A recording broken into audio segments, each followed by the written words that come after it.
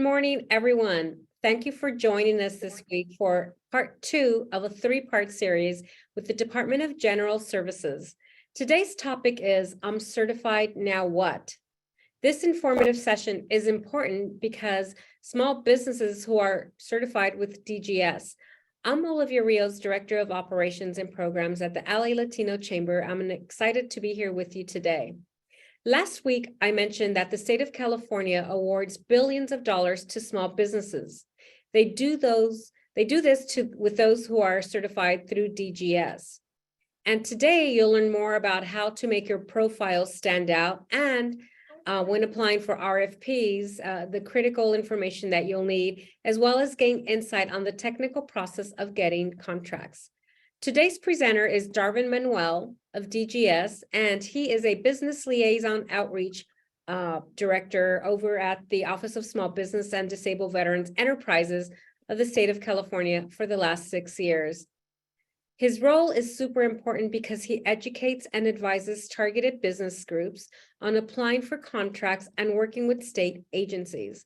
His role is also to support and promote small business connections with government contracts throughout California. And before we start our session, just want to go over a few items to please mute yourselves. If you are unmuted, silence your phones. If you can ask questions in the chat box, they'll be addressed after each session. And remember to be open to learning. So Darwin, the floor is yours. Thank you. Thank you so much. Well, first off, thank you for that warm greeting. I think she just gave me a raise because I'm not the director. I am the business outreach liaison. You do direct. I wish I was the director. I would probably be making more money, a lot more money. So, but I appreciate that. I just wanted to give a quick thank you to the Los Angeles Latino Chamber of Commerce for putting this together. And I appreciate all of you for joining us. I understand time is money, and as a small business, it's very important for you to be hands-on on your firm and your business. And I hope the information that we share today is going to be informative and beneficial for your pursuit of getting contract with the state of California. So as mentioned, this is a webinar about certified now what?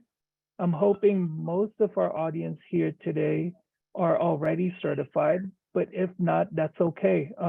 The information that you'll learn today is still going to be beneficial for you in your pursuit, in your decision to be certified, and also to get you ready for what's next.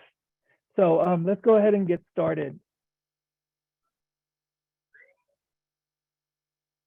All right, again, my name is Darvin Manuel. I work for the Department of General Services, and I specifically work for the Office of Small Business and Disabled Veteran Business Enterprise Services. And my role as a business outreach liaison is to educate you both in our services and to train you on how to do business with the state of California.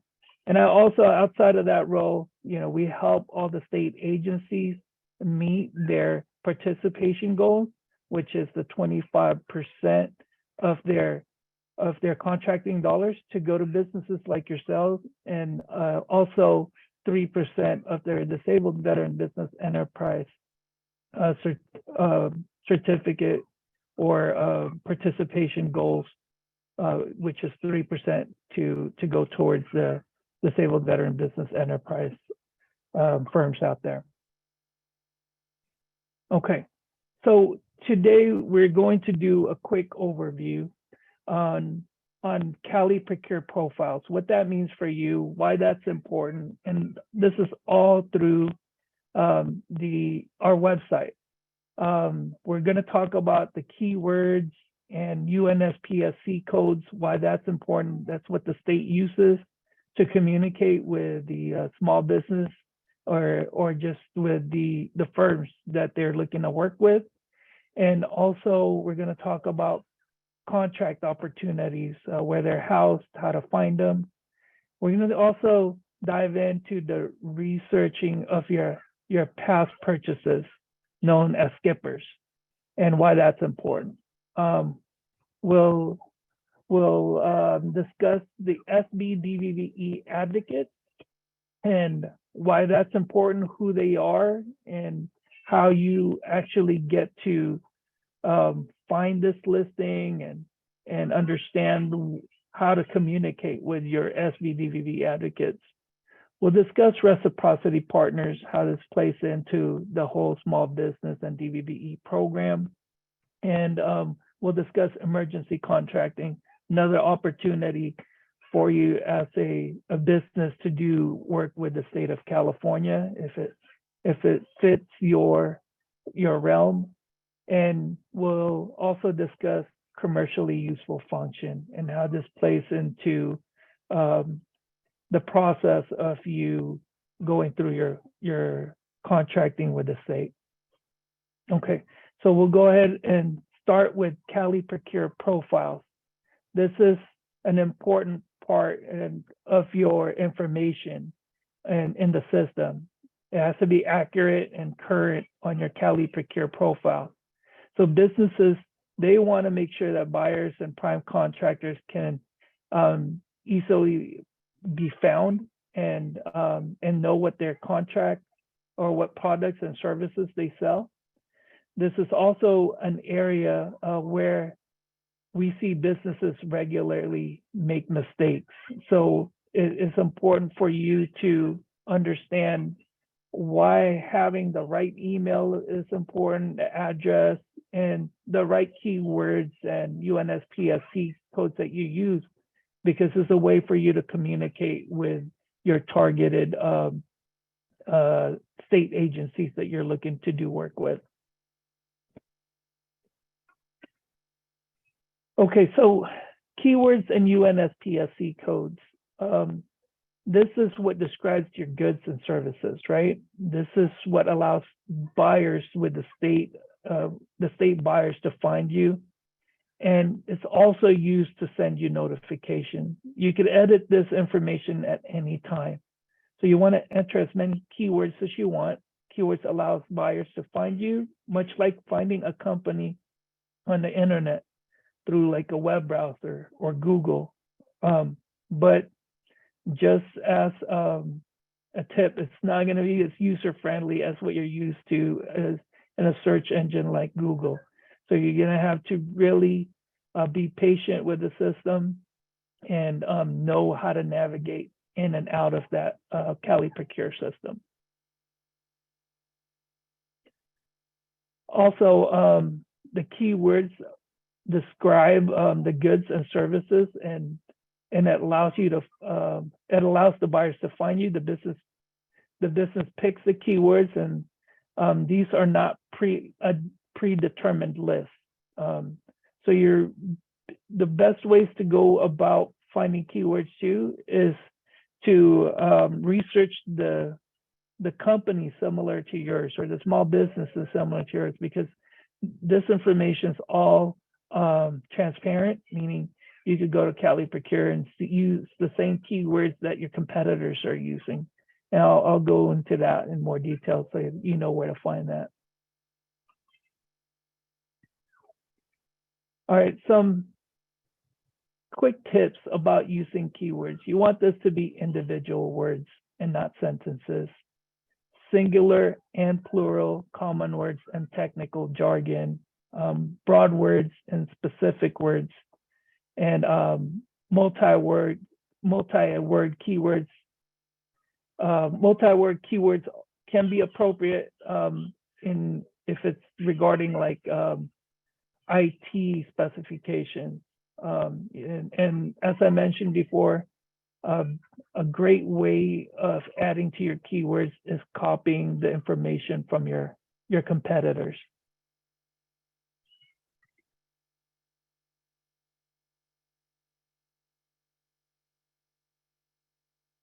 Okay, so UNSPSC, this stands for the United Nations Standard Products and Service Code.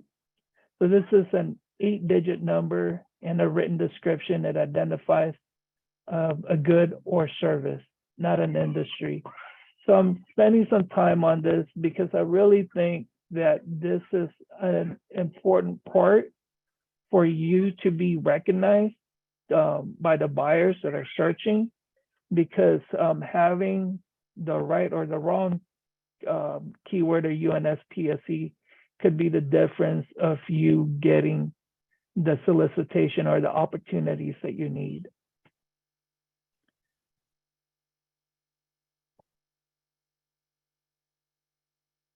Okay, so each code is part of a hierarchy with 4 levels, as you could see in this example. Each level is determined 2, 4, 6, or 8 digits, with the remaining digits as zeros, as you can see on level 2, 3, and 4. So the goods and services identified by the code become more specific in the lower levels of the hierarchy. If you'll notice on 3 and 4, it says paper materials and products, and then paper products, business use, print, and writing paper. So if you already know what UNSPSC code is being used specifically for a department, then you could just enter that right in. If a business finds this level 4 code and they understand how the hierarchy works, then they'll figure out that they should go look at the level 3 code or level 2 code and any other codes that fall under it. So you'll notice the level 4 is the most specific, right? From what I gather from buyers, and just quick disclosure, I'm not a buyer myself. My role is to talk to you about our program and to teach you how to position yourself for actual buyers and advocates.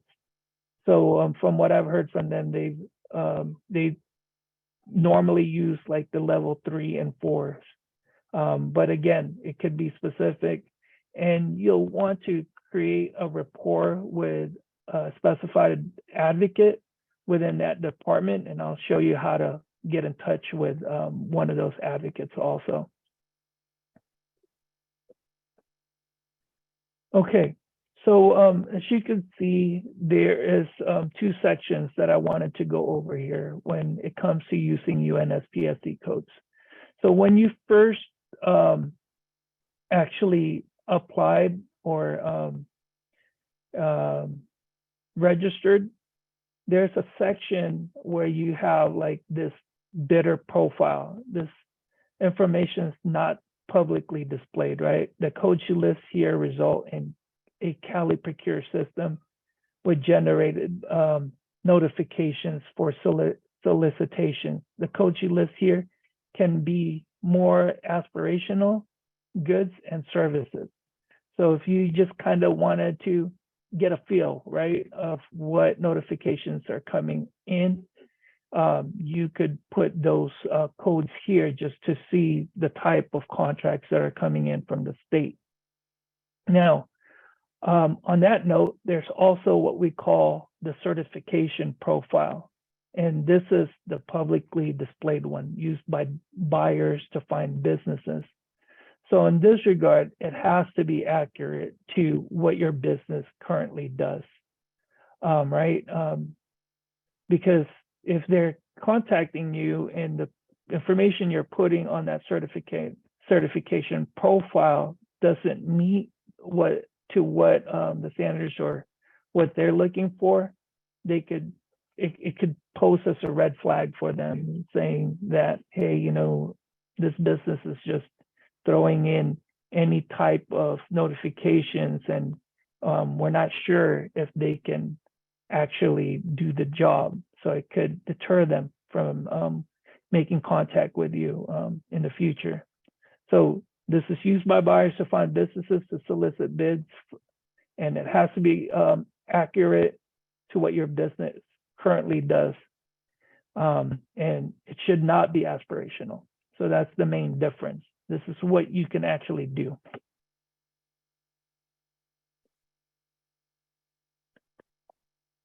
All right, so this is can search for codes directly on Cali Procure. And when I say that, this is in regards to the registration process and the certification process. Business can also search for codes on the DGS website. Do not use the UNSPSC website. You could go directly to the DGS website, and I could share that website with you. Business can also find codes through the hierarchy, knowing how the parent and child codes work, and use relevant codes from any level of the hierarchy. So if you're a business, you can look up certified competitors on our Cali Procure system. And as I mentioned before, you could just copy that list over to your own profile. You know what, let's go ahead and open it up to some questions from SPSC codes before I go over our next topic. Olivia or Carlos, do we have any questions from our guests? Let me look real quickly. I do. Oh, this is about a grant. Hold on one second. Someone was asking if the deck would be available, and I responded privately that yes, it will be.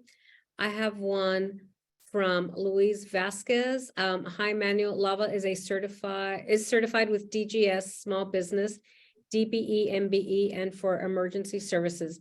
I have 4 questions. 1, what is the best way to leverage these certifications to be a prime? If you want to answer that, and then I could go to the other questions. You know what, so that question, how do you leverage your certification to be a prime contractor? Is that how I'm understanding it? Because you could be a prime if you bid on a contract and as a small business. As far as leveraging it, there are incentives, right, to actual contracts. And it really depends on the contract itself. If you'd like, you know, I'll show you how you could connect with us, and we could speak off the table here just to discuss further what solicitation you're referring to. Okay. And then the other question is, outside of your procurement system, what are other ways to secure government work? Well, as I'll talk further in, there is what we call reciprocity partners that are with cities and counties and utility organizations. And by being certified, you're able to actually leverage that certification. And it's basically not having to go through the whole process of getting certified again with a different entity like the city or the county. And now the procurement process could be different, but I'll talk in more detail about that in our next topics here. Another question, how can small businesses get a request for revolving fund check? How can a business, repeat that again, Olivia? Oh, how can a business get a request for revolving fund check? A revolving fund check? You know, I'm not sure how to answer that. We could, you know, since you have several questions that we could get back to you with, I will circle back with you on that one. It sounds like a more specific question. Yeah, Louise, if what we could do is have you connect with one of the business liaisons, and I know that Darwin will share the information of how you can get in touch with them. Yes, we'll be able to help you with that. The next question is, hello, Olivia, my name is Jeremy from Resilient Therapy Center. Oh, they want grant information, so I'll respond to that on the side. When you update your profile on a quarterly basis, do the buying units get notified that you have added new information?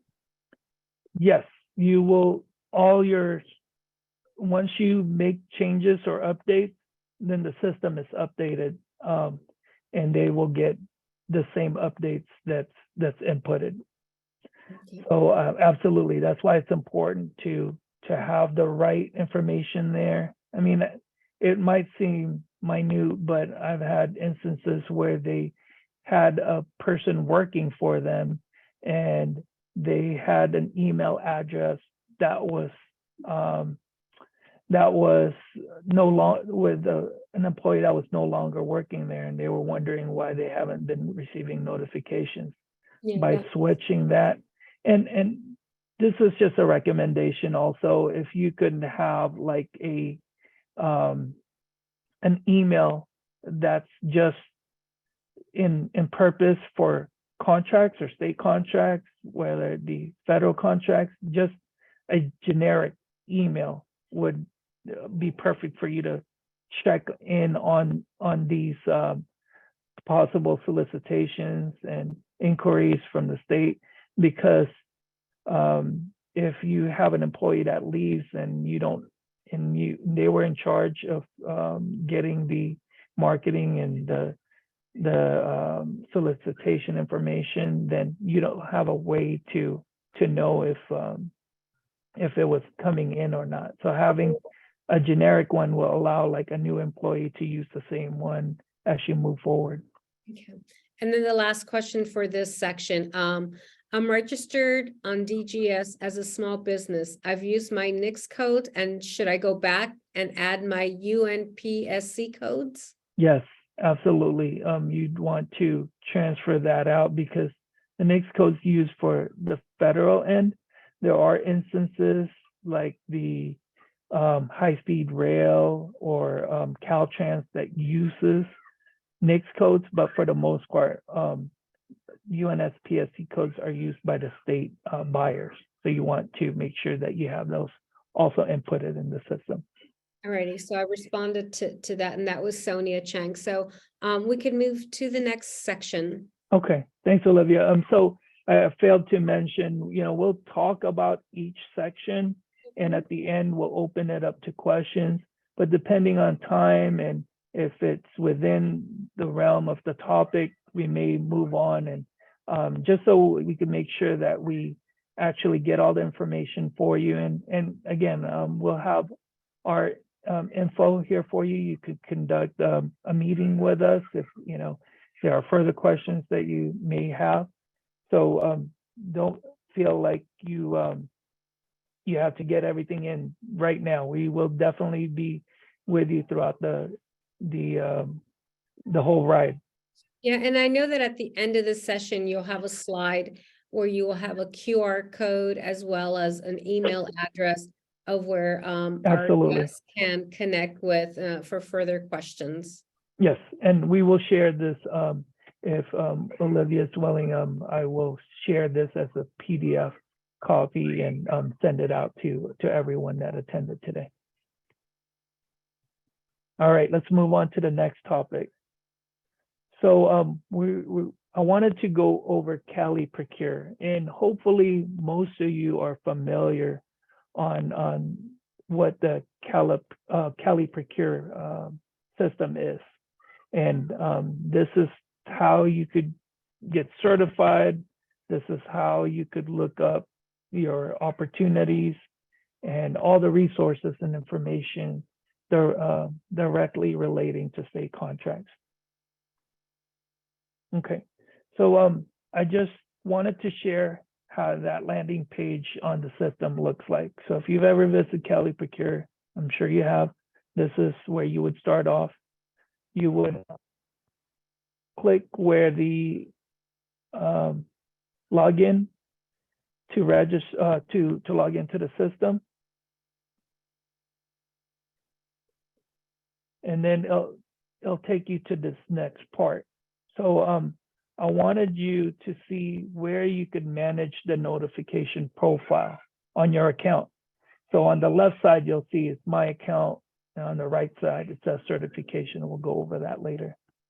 So to manage your notification profile, you go on the left, and then it'll take you to this next screen. And it's going to ask you, would you like to receive SB DVVE subcontract listing notifications? Hopefully the answer is yes, and that's why we're all here today, right? You want to be able to receive that notification. And then from here, it'll ask you, would you like to receive event notifications from CSS or bidding opportunities? The answer for that is yes again. And on the right, you can add your email information or email address you want the notifications to go to. Also on the right, you can add service areas you want to receive notifications about. And maybe you only serve the Southern California area and are not interested in opportunities in the Bay Area. This is how you could differentiate that. All right.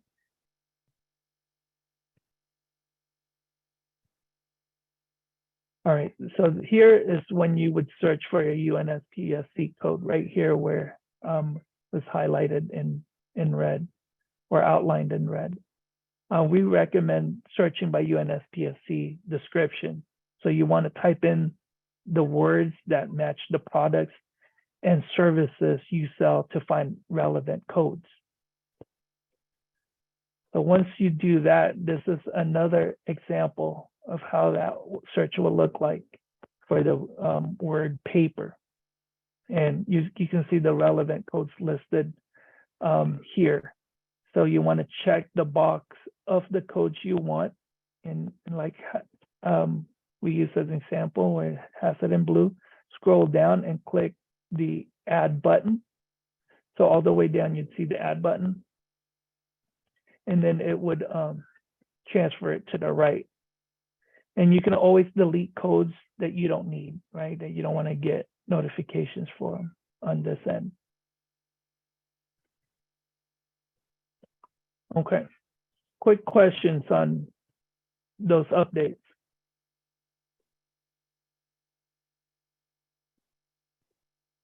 Just FYI, Olivia, you're muted. I don't know if you were trying to read.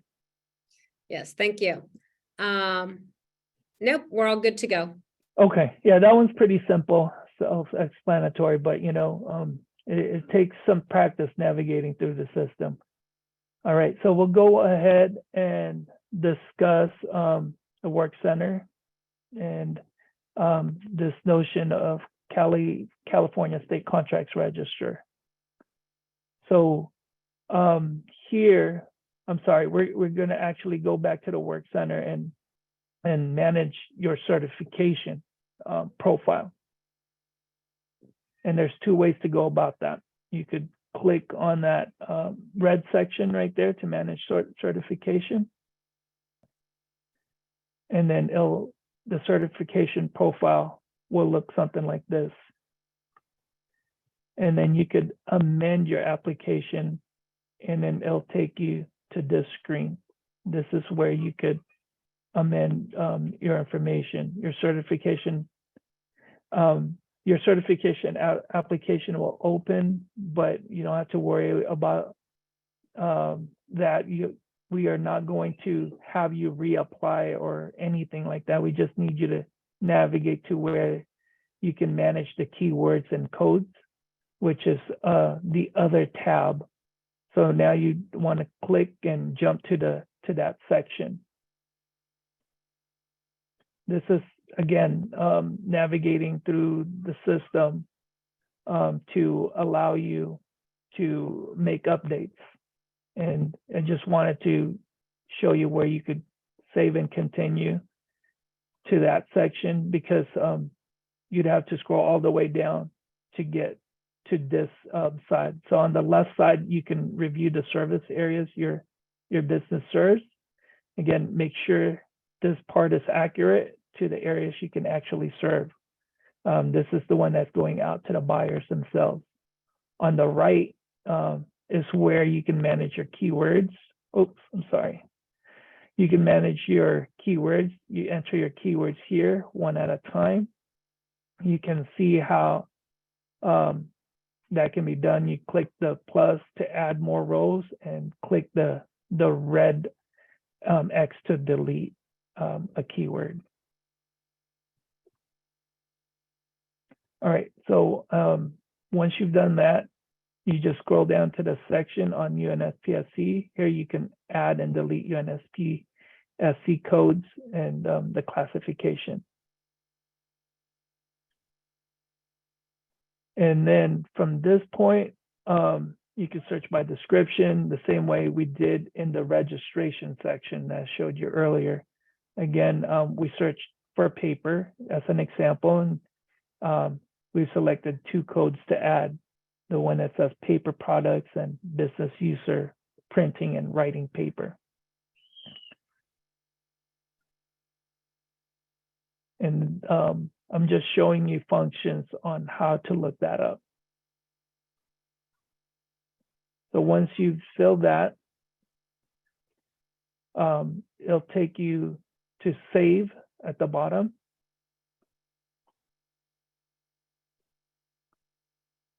And then those codes will appear on your list. You can always click again the X to delete a code.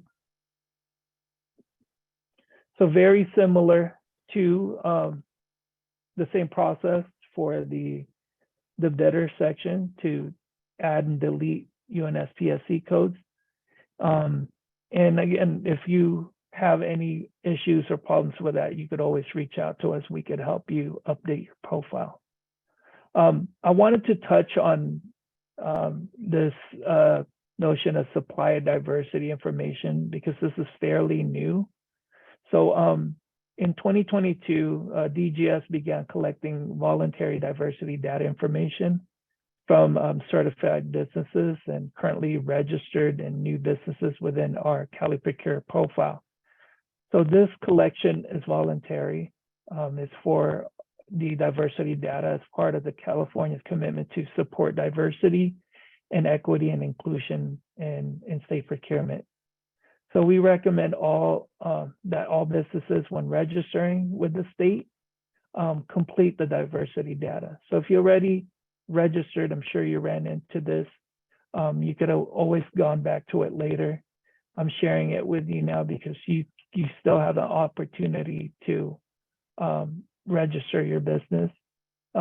This diversity data will enable the evaluation of the effectiveness of the state's existing outreach program and provide a better understanding of where targeted outreach efforts need to be established.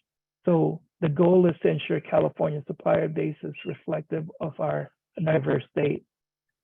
This information, again, is voluntary, and you can change and remove the data at any time directly on your profile in CaliProcure. And this information does not grant a contracting preference. It does not affect your contracting efforts or opportunities. This is simply displayed publicly on your certification profile. And information about the voluntary diversity data can be found on the statewide Supply Diversity Program website. And as you can see right there on the bottom of the slide. Okay, so just to show you where to go. And then that outline of red is where the managed diversity information is. I ask you a few questions to enter about your ethnicity, race, and gender. And that would be it. And, you can save it. Next, let's go over the how to find opportunities, find contract opportunities, and where that's housed in CaliProcure.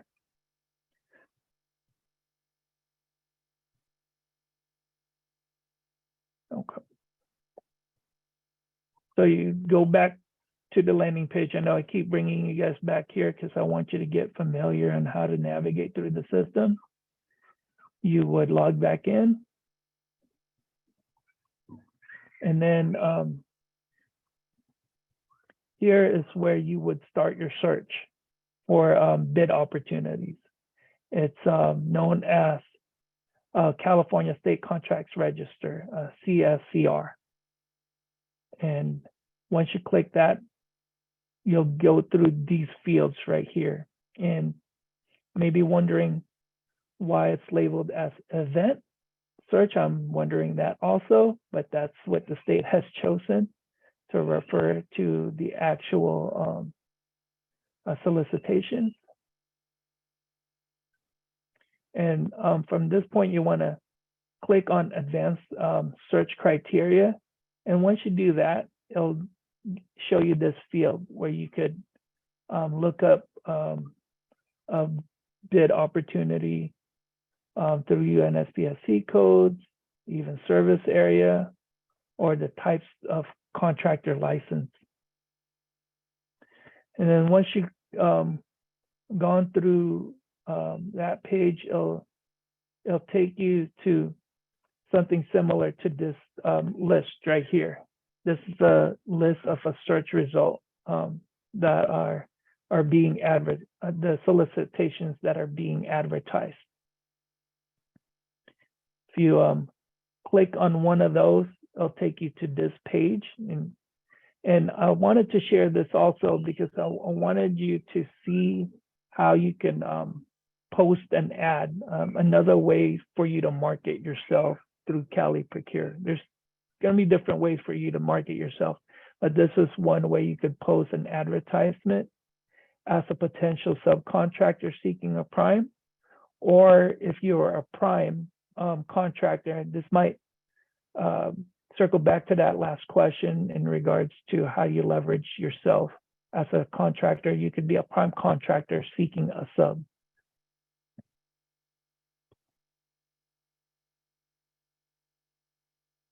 Okay, so from this point, this is how that posting an ad is set up.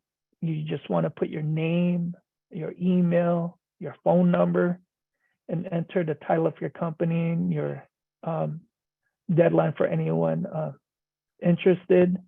And then you select if you're a prime seeking a sub or if you're a sub seeking a prime. Then you enter your advertisement in the description box right below. And all you have in this is this text box is to make it count. We recommend you put your certification number here. And also, it's a great way for an interested businesses to easily find you. And that's all we have for the vendor list. Did we have any questions on that past solicitation, bid solicitation, where we could find that? We don't, but I have a question. How many areas can a small business say they service? So should they stay regional? Can they select the entire state? Yes. For example, I mean, this is hypothetical, I own a copier machine, and I'm only saying that because you said paper. A copy machine, technicals or service company, and I'm in Los Angeles, but you know, I have offices in Bakersfield and San Jose and Redding. Yes. So would I put down my office in Los Angeles only, or can I indicate that I do statewide servicing with particular areas? I mean, I'm in LA and I'm not going to go to San Diego, you know, to service a. Yeah, you got it. Exactly what you said about the statewide. There's a button that you could just click statewide, Okay. and you could do it by region also. Right. And that I recommend putting statewide, right, for the bidder side, just so you could see what's coming in. You know, you could always amend it or change it. But yeah, you could definitely just click on statewide there. Okay, and then for the UNSPS codes, classification, so you put as many classifications as you can, or do you stick to only certain ones within your industry? Within your industry, yes, definitely. Because you could be bombarded with emails, right? Getting notification that doesn't pertain to your service or industry. And you know, in some cases, you may want to just hear those out, right? It could be a difference of learning exactly what the state is procuring for and thinking, hey, I'm getting a lot of these types of contract information or requests. Maybe this is something that could be added within you know your business line. Just an idea, but it's just getting a better understanding of what the state is buying. Yeah, I like the fact that, you know, DGS, among other companies in the state, do have supplier diversity information, and it's really useful. It's not to pinpoint a certain segment, but, you know, we know it's important to know that when there's reporting and we hear the numbers, you know, the state of California has given 20% of contracts to X, then you're able to trace them. And, you know, if that number is not high enough, you know, what can we do at the state level to ensure that, you know, certain groups are getting those contracts? So to me, it's not about, you know, I like the fact that you don't use it to qualify a vendor, but rather Right. hiring or contracting a vendor who has the capacity to fulfill X, right?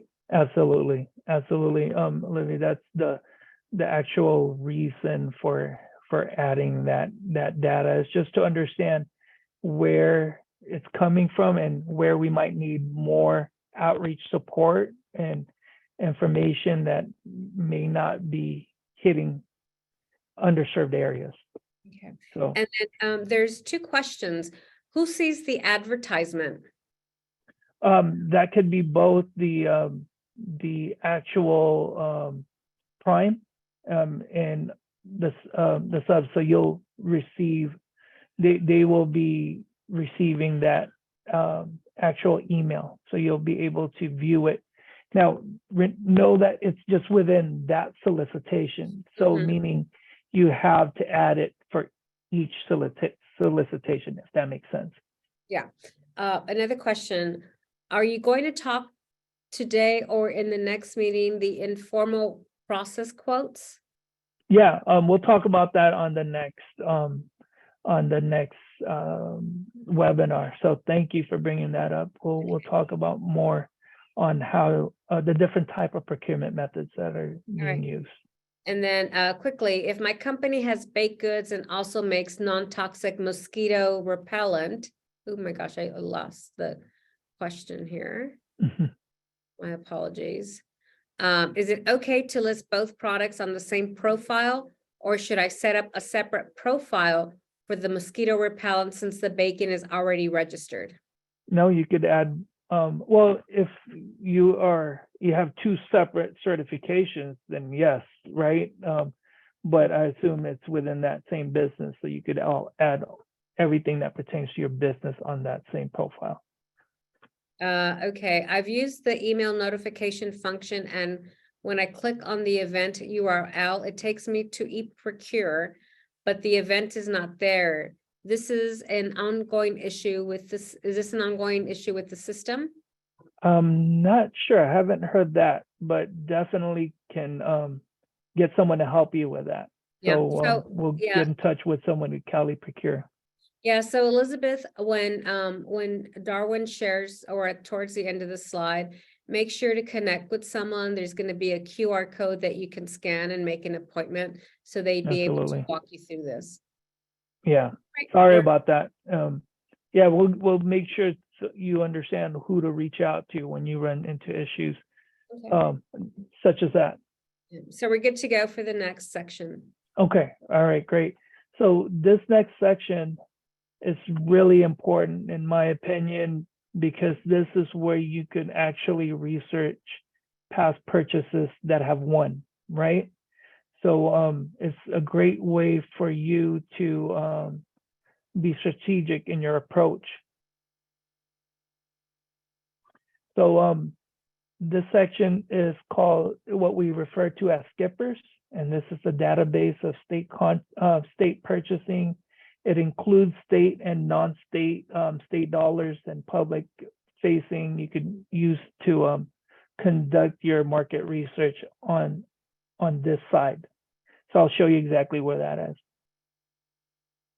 So again, back to the landing page. You're gonna click on Find Public Procurement Information. And once you click this, it's going to give you this whole list of other resources that you could look into. But specifically in reference to skippers, there it is, past purchases.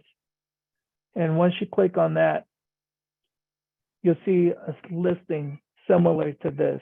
And you'll see the department on here. You can see the PO or the procurement document. You could see when the start and the end of this contract is. And why that's important is you can know when it ends and when they will possibly do another bidding for it. You can check how much it was purchased for. And if you scroll to the right of this, you'll see who won the contract. You'll also see the type of procurement method that was used. So these are important information for you to know as a firm, because it's a way for you to understand what method was used, how much you may possibly want to bid, who they've worked with in the past, and it's just a way for you to target a specific buyer or state agency. So you'll get a lot of information from here. I recommend that you go back as far as maybe 3, max 5 years to see, because industry rates have changed, right? Inflation comes into play.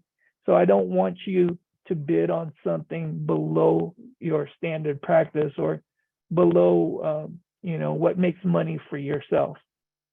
This opportunity is here for you so you could gain more business, not lose business. So I'm just throwing that out there because I've heard businesses try to bid on contracts and say they bid less just to put their foot out there to let them know that they're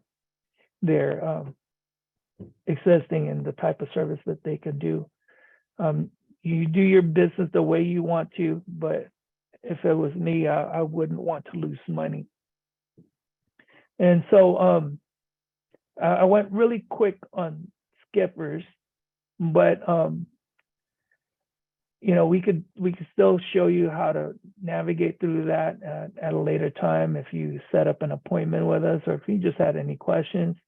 I'm gonna before I move on to advocates and who they are and how to find them, did we have any questions on skippers and where that's located? We do not, so we can proceed. Okay, great. All right, so let's talk about advocates and why you want to know who they are. So advocates are like myself, they're state employees, right? And their role really is to help small businesses like yourself. They are assigned this role to be the point of contact for that department, because we're all of these state agencies, including DGS, is trying to reach their participation goal or their contracting goals, right?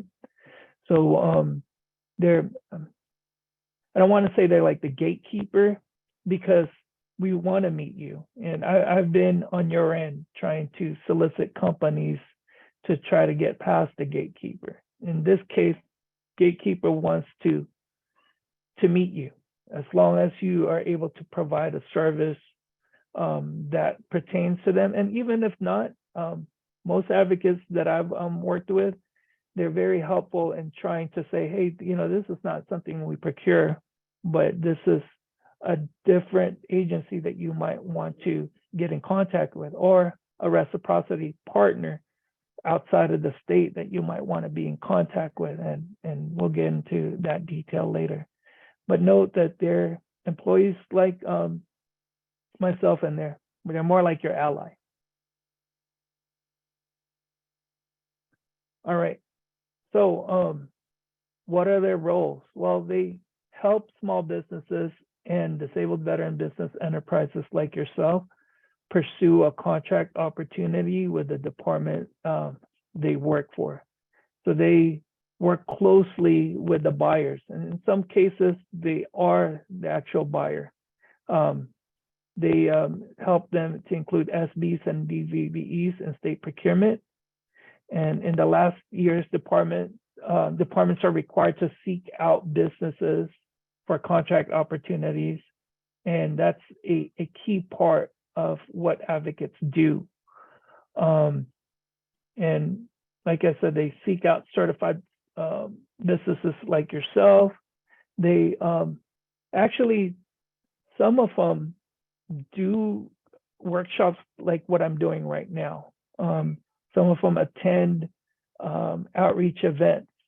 So you want to get yourself familiar with who the advocates are, and I'll show you how to go about contacting them and how you should approach an advocate.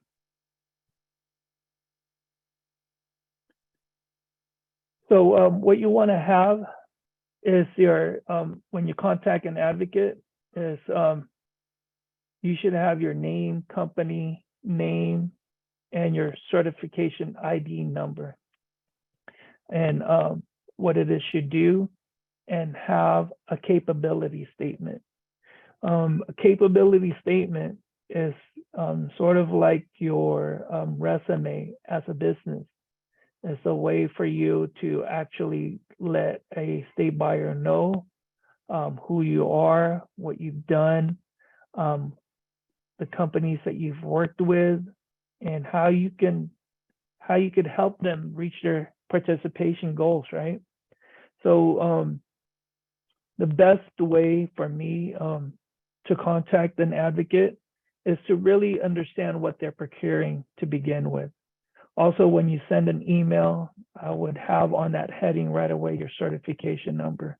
I've heard advocates say that this is very helpful for them. It lets them know that they don't have to show them the process of getting certified first, that they're already in the system. And then also, when you have done some of the research and understood what they're procuring, you're not just sending a random flyer or information. You're actually letting them know how you can help them. So that's a tip that I would share with our businesses here today. So I don't have an actual way to show you how to write up a capability statement, but I'm sure there's resources out there that can. And also, the main things that I want you to know is what you should have there is, as I mentioned, what you offer, your background of your company, and why they should choose you, and also possibly have your certification number on there and some of the codes that you use. And the reason I say USPSC codes is they could see, oh, okay, well, that's what I'm using, or that's what I'm not using. So maybe a buyer can use that same code to reach out to a supplier like yourself. And that's really it. You know, you could make this front and back. You know, it's just a way to make yourself more visible. And what you should be asking an advocate, this is kind of like your elevator speech, right? Do you have any current or upcoming contract opportunities? Some of these agencies have that listed. DGS, we have that listed on our website. And can you include me in relevant solicitation? Now you're gaining a rapport, right? You're asking for them to have a connection with you and basically allow you to receive those notifications if you're not getting it through Cali Procure. And also, on that note, there are certain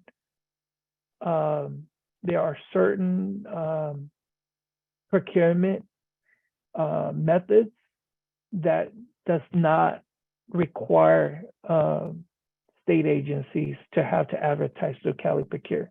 So the only way that you can be considered is if they know that you're in the system and they're searching for you, or they've met you before, or you've had a connection before. And then you want to list all of the commonly purchased goods and services. And those are the things to ask an advocate to list commonly purchased goods and services. So that way you're not wasting your time or theirs, right? You know that these are, this is where you fit in. And if not, you keep it moving. There's hundreds of departments out there. There's reciprocity partners out there that I'll talk to you more about. There's other opportunities, and you want to target the ones that work for you. All right, so wanted to quickly show you how to get to that part. So from this landing page, you're going to be a master on Cali Procure by the time we're done.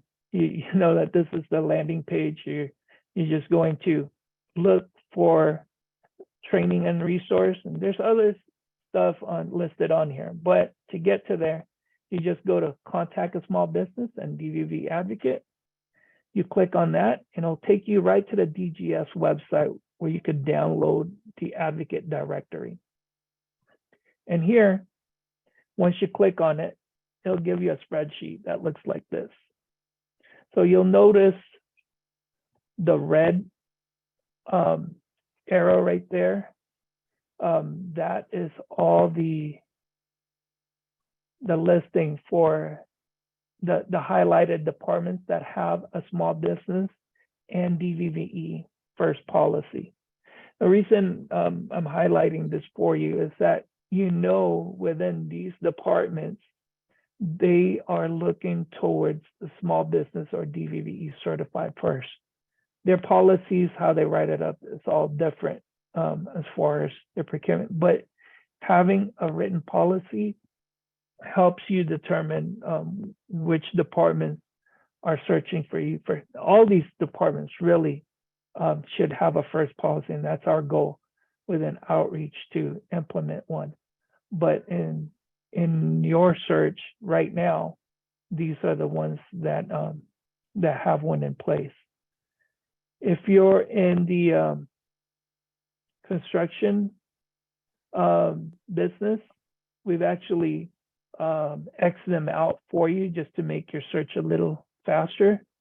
So you'll notice like departments like Highway Patrol or Department of High Speed Rail.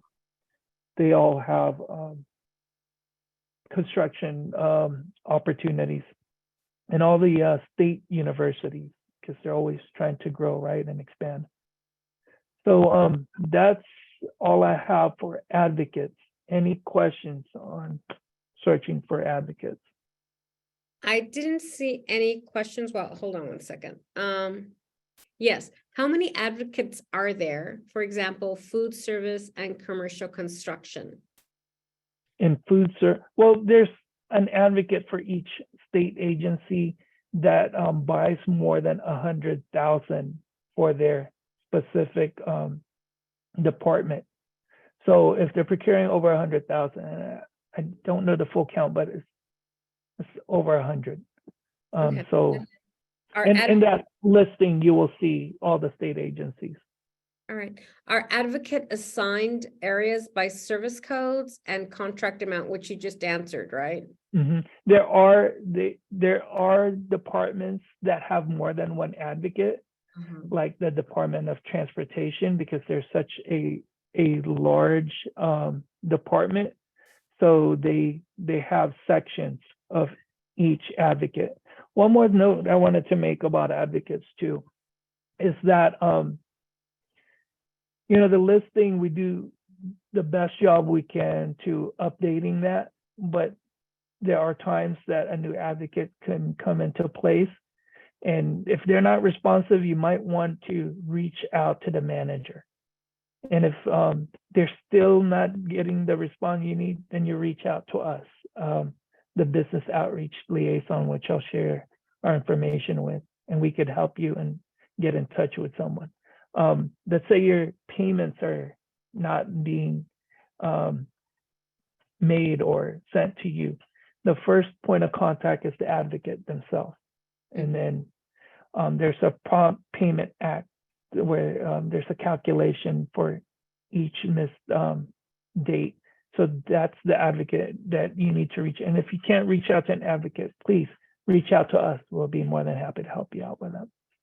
Alrighty, and then I have two questions. Advocates, do they need to be small businesses through DGS before creating a profile? And I saw the answer is yes. Yeah, so you're asking if they need to be certified, I think maybe the question. And Yeah. yes, because they're trying to reach a goal, right? They're trying to meet a goal, and their sole purpose is to help small businesses like yourself and to help their state agency reach their goals. Yeah, and one of the things that the chamber does do, I guess I could do the plug now and I'll do it at the end. Sure. Being part of the chamber, we do certification courses for members only. So if you're not a member, please do so. When you're a general, it's general membership at $250. The certification is free and you'll be getting the training done within 2 hours. And then secondly, on the capability statement, you talked about how important it is because it is a business resume. Just like we put our best foot forward for ourselves when we are looking for a job, it's also important to have a capability statement because it's not going to be on your card. It's kind of a condensed version of what's on your website. It's a one-pager, ideally a one-pager giving your past performance, your NAICS codes, what you do, your contact information. You want to make sure that the statement does have a little bit of everything so that if you read the one pager, you could say, you know what, I have something for you, so it should be that quick reference that you have. And, the chamber's also actually working on that, putting together a capability statement workshop. I'm thinking July, but, possibly sooner. And, that's going to be something that we do that's open to the public because at the end of the day, we all need it, regardless of the size of your business. So that's awesome. Yeah, let me see. I have, can you demonstrate how to get an advocate that is not in construction and is in the services, for example, laundry? Well, they're not specific in that regard. So the best way to go about that is to go through the skippers system, right? And once you research your particular type of service you provide, then you'll see a listing of departments that pop, and then you could solicit that way and reach out to an advocate. That's the best method. Alrighty. And then that is it for now. All right. And we'll go over reciprocity partners next. Also, that Olivia, that's awesome. See, working together as strategic partners with the Latino Chamber, they're able to do things that we're not. Like we want this to be as fair as possible. So there's certain things we're limited to that the chamber can help with. All right, so let's go on with reciprocity partners. So I mentioned this earlier, right? Reciprocity partner is a city, a county agency, or a special district that honors the California Small Business and DVBE certification program as acceptance to their individual business enterprise programs. Now they may have a small business or a DVBE only or both. So it's going to be on you to see which one they accept. And again, they are doing their procurement completely different from, or could be different from what the state does. So it's going to be important for you to visit their website and see how their program works. I've worked with different reciprocity partners out there. Their programs very similar and they're searching for small businesses like yourself. So if it's not a fit with the state at this point, that could be a great starting area for you, is to reach out to a city, county agency, or special district like schools. And excuse me real quick. Next, wanted to talk about emergency registry categories. This is another opportunity for small businesses that are looking to do work in regards to emergency situations. So this is a dedicated portal for California certified businesses to register as a supplier of emergency goods and services. So this is all being pulled from Cali Procure, but unlike Cali Procure, this portal will only include businesses that provide goods and services from predetermined emergency categories, right? So State Department buyers can access and search this pool of suppliers. We're trying to make this easier for both the small business and DVBE community, and also for state buyers. So this registry was put together to do searches for small business and DVBEs only in emergency situations. So if you are a small business or DVBE who's currently ready and able to support the state of California in an emergency, then you should sign up. Emergency contracting requires fast, around-the-clock turnaround times, and a business should not register unless they are fully capable of immediately providing the goods and or services that they've listed. So this is basically a niche, right? If your business is able to do emergency work, this is another opportunity for you. All right, so these are some of the emergency categories that a business must select at least one to register, and there's more that comes into play when it comes to emergency. I mean, as you know, we've just gone through floods. Now we're getting into possibly a fire season, right? So there are different opportunities for you to actually get a state contract. And just to show you exactly what you need to get this started, you're gonna need your certification number. So if you haven't, that's the first thing. You'll have to share your emergency categories, description of the products and services, your business address, and contact information for primary and emergency information. So that part's going to be really important that you get that right, right? This is as important as updating your profile, because if you have that wrong information, emergency hits and they can't reach you, then that's going to be an issue. All right, so just to walk you through it again, landing page, where to find that registry, you just click on sell to the state. And then when you click on sell to the state, as you've seen the outlined red here, SBDVB emergency contracting, that's where you would click to register. And that's it. All right. Now, let's talk about commercially useful function and what that means to you.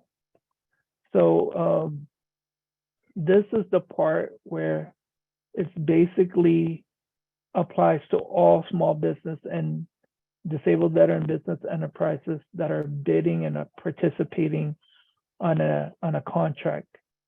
This is listed for the small business and DVBE, as well as to the SBDVBEs that substitute the listed SBDVBE during a contract term. So it doesn't matter what type of procurement approach was taken or the type of method that was used. you must perform a commercially useful function. This CUF evaluation is done by the buyer of the contract officials of the awarding department. This is done pre-award and post-award during the life of the contract. So we stress this out because there's violations for there's violations for not performing CUF. It's a crime and can lead to penalties, sanctions, and a possible loss of your small business and DVBE eligibility. For more on CUF, your business does not perform CUF if you're an extra participant in a transaction contract or project through which funds are passed in order to obtain the appearance of a small business or DVB participation. If you're not being used to perform the work as stipulated in the bid, and you're no longer used to provide goods and services listed in initial bid response. So being certified as a small business or a DVBE by DGS does not automatically mean that your business performs a commercially useful function. So this is really just to make sure that the integrity of the small business and DVBE program is preserved, right?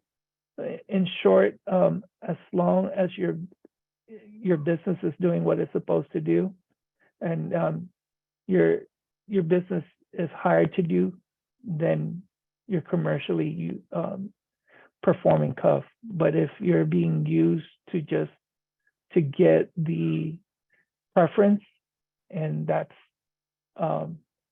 the whole reason that you're in the contract, then you may be violating CUF. And that's that's things that you just need to worry about when you're actually in the process of the contract itself. And their contract administrator will have more information about that. Next, I wanted to share some of the resources.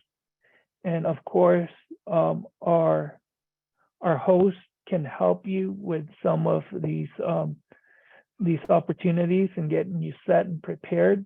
But we also work with the small business development centers, and these are for new businesses, for business consulting, for planning, for marketing, and access to capital. And if you are already an established business and you have questions in regards to government contracts, there is Apex accelerators, believe formerly known as PTAC, that you could reach out to. And SCORE is another nonprofit organization in the purpose of business mentorship. If you're in the beginning stage of your company and you will need assistance. We discussed a lot of information within an hour, and I don't expect you to know all of this within this webinar. But we discussed Cali Procure profiles. We discussed keywords and UNSDFC codes and what the state is using, where to find contract opportunities, how to research past purchases. That's the one with skippers, right? That's where you want to do most of your research in, who the advocates are, other opportunities out there outside of state contracts known as the reciprocity partners, and where to become an emergency contract solution for the state. And also we discussed commercially useful function. Now, to keep up with all the different events and webinars and outreach activities that the state does, please follow us on LinkedIn. share the link here for you. And again, we'll share this whole PowerPoint slide. Now, if you need consultation with one of our business outreach liaisons, they can go over just the state contracting with you, how to register and get certified, and you'll be in touch with an actual certification officer that can walk you through that. We discussed how to update Cali Procure's profile, and if you need one-on-one session on that, and we could help with that also, and how to find actual contract opportunities. You could set up an appointment for that. Again, I just wanted to thank Olivia, Carlos, and Daryl for this opportunity, and thank you all for joining us again. I hope this was helpful for you and that you gained some information that you did not already know. But if you need more assistance, my name is Darvin Manuel. I've shared my contact information with you. And if we have any other questions, Olivia, please feel free to ask. Yeah, so we do have a few more questions. Are there any federal I can't even pronounce it, I'm sorry. Reciprocity? Yes, Yes. agencies, yeah. So on that reciprocity partners list, they may be able to help you. It's just going to have to depend on that city or that county as far as the type of purchases that they make. But we created a list with you. We're still working on adding more, but yes, there are opportunities for the federal end with reciprocity partners. I have Lava is a certified emergency supplier, but have yet not seen any RFPs. Is there an advocate out there? Well, there's an advocate for each state agency, but we also have an email address you could reach out to. If you send an appointment with our scheduling system, we could walk you through that also. We could help you with that, or just send me an email. I'll give you the email address you could reach out to. But the advocates themselves for each state agency is going to be handling emergency contract situations. So you could reach out to the actual state agency advocate. And if you're not receiving the notification, maybe there just isn't one at this time, or maybe you're not using the right notification, and we got to get that updated. And reaching out to an advocate that could help you understand if there's a code that you haven't received. And then lastly, you mentioned a separate portal for emergency services. Yes. So to go to the same DGS, Cali Procure, is there a different tab? Is there a different link or? Yeah, let me see if I could go back to that. I could have sworn, I know I went pretty quick. And maybe I was writing my question down while you were. Sure, they're right here. So remember when you start on this end? Yes. And then once you click sell to the state, boom, it'll take you to this link. Just click on SBDVB emergency contracting. Got it. All right. So I think that helps our folks who had those questions. And so Darvin and DGS, we want to thank you for a great webinar. I know it takes a lot of effort to put these together, but you are the subject matter expert, so we appreciate your time. And I think by now we're somewhat well-rounded on the Cali Procure. And as we agreed, we will share the deck with those who attended the session, and the recording will be available by the end of day tomorrow. And in case you missed last week's session, how to do business with the state of California, that's already on our website. And you can find it under resources, small business webinars. So another thing that Darwin had mentioned was the DGS certification. And one of the benefits of the chamber is that we help small businesses who are members with their DGS certification. So those are held in sessions of 10 small businesses at a time.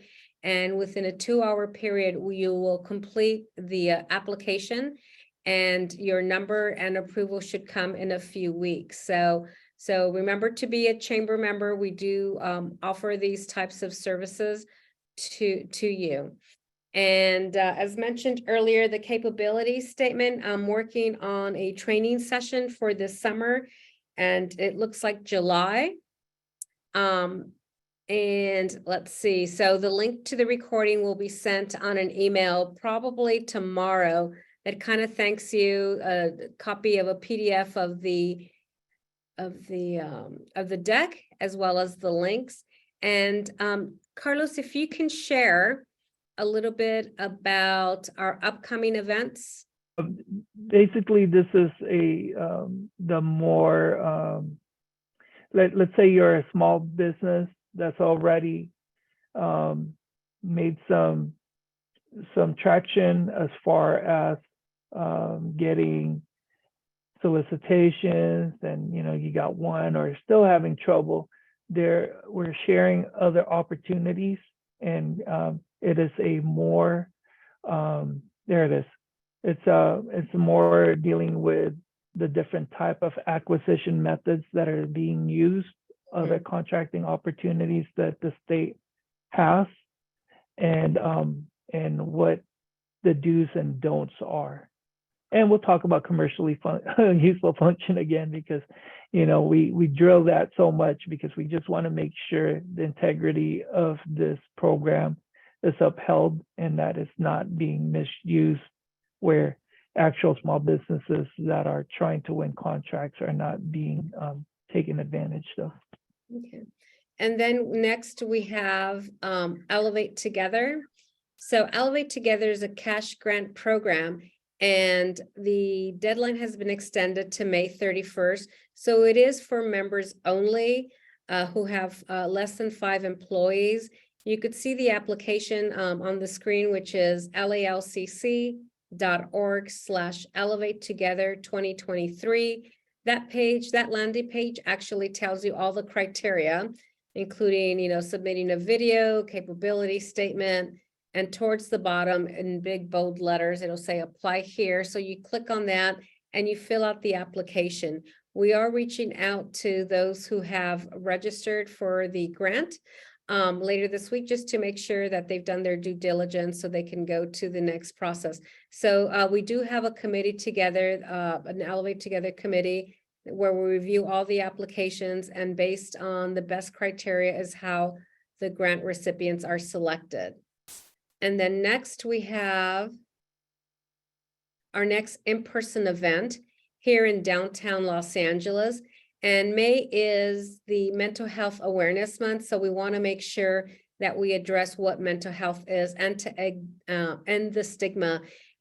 Most of us are on a hamster wheel where we are just running from one place to another. We're parenting, we're making dinner, we're taking, time to make sure that our kids are in their soccer classes or everything, including homework. And, we do really need to take care of ourselves in order to be good to our family, good to our spouses, be good at work. So, there's a lot of stigma behind mental health, but it's something that's really important, and it really does affect us all. So this event is open to all. It's in downtown LA next Wednesday, May 24th. You'll have the opportunity to meet with other chamber members as well as new community members, and the program starts at 6:30. There are light bites and some beverages, so we welcome you. The registration is on our website. And then we have a program coming up with Southern California Gas. Southern California Edison, and we have 2 events, the back office capabilities, and then we have a business plan. So all that information is again on our website. We hope you had a wonderful learning moment this morning with us, and keep in touch. So we hope you have a great week. Thank you, Darvin. Thank you everyone for attending, and we'll see you soon.